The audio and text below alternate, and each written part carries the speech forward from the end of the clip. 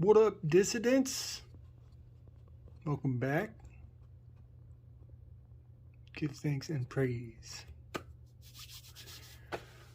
I'm having a bit of a technical time here. I'm about to take down this old setup and bring up some new imagery, but I figured I should do a two-parter with this so that I can do some relaying back and forth from this old layout to what will be just a slightly different lens that we will take as we look at these aspects of the persona, the feel, think, and the act.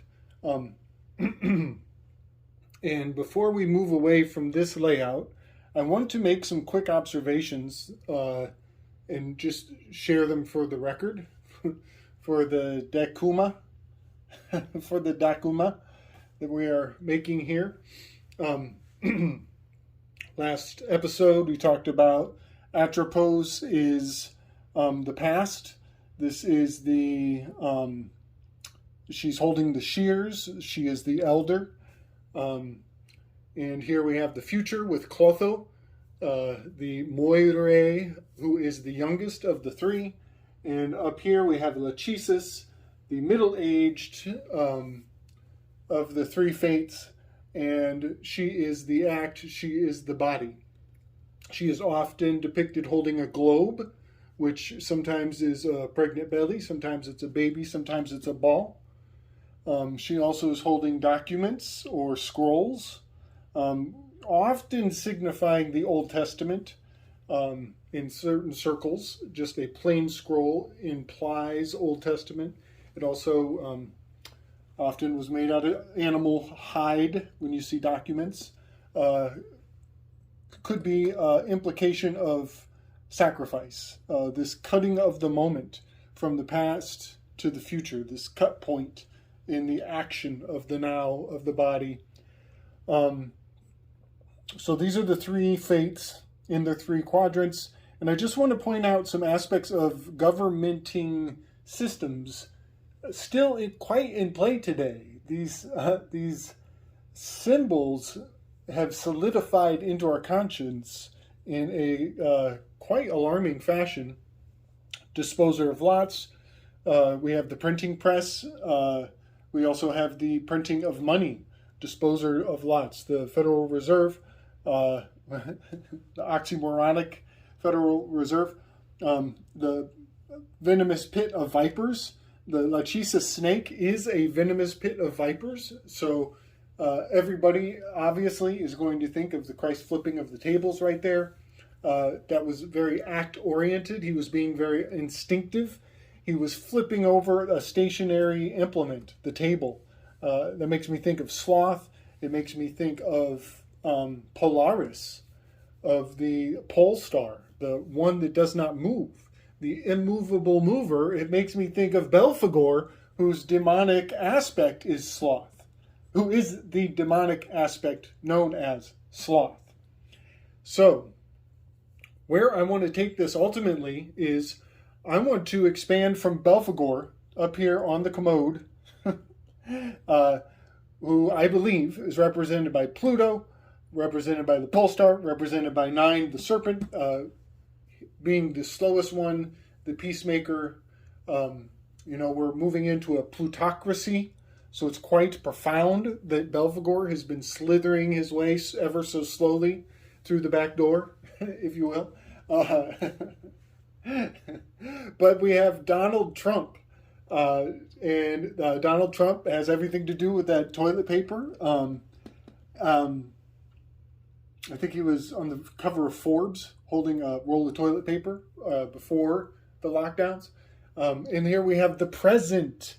The president is presiding over, he's present in the place of your present mind and the gift of the moment. So I just want to point out how these are terms that we use for government.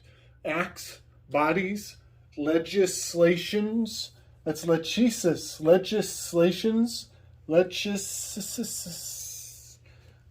So yeah, wanted to point out the symbolic power of all of this consistency when you look at it as though you could think of it as as though we were Greeks and we were coming into the present political construct. What metaphor would we use to explain the way government is run?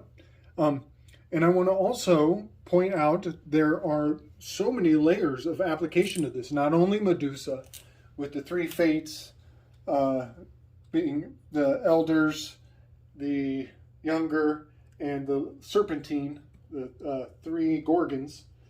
Not just that aspect of this Enneagram application.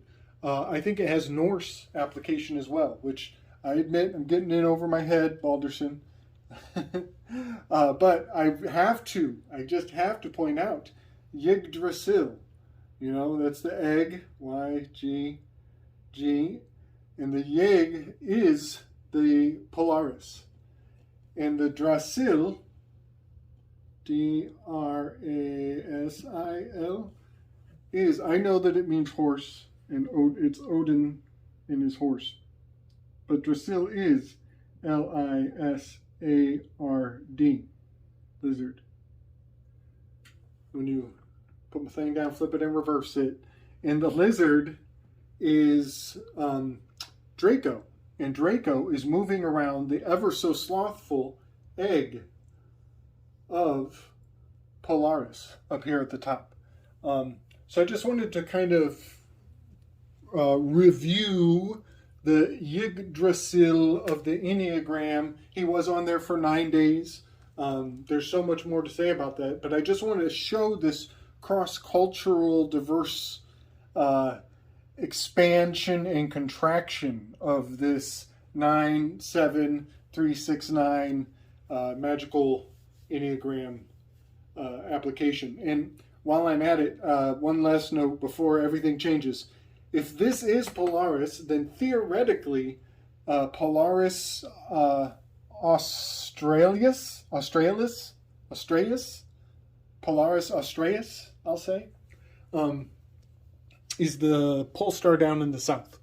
And there's probably a whole lot going on with that, as that is where the Southern Cross is located and does its resurrection dance throughout the year. So, yeah, Polaris Australis, or Sigma Octantis is another name for that. That is the taint of the of the sky. All right, y'all. Much love and respect. I hope you dig. I'm going to flip it up and come back at you with a whole new look. Strength, wisdom, love, respect.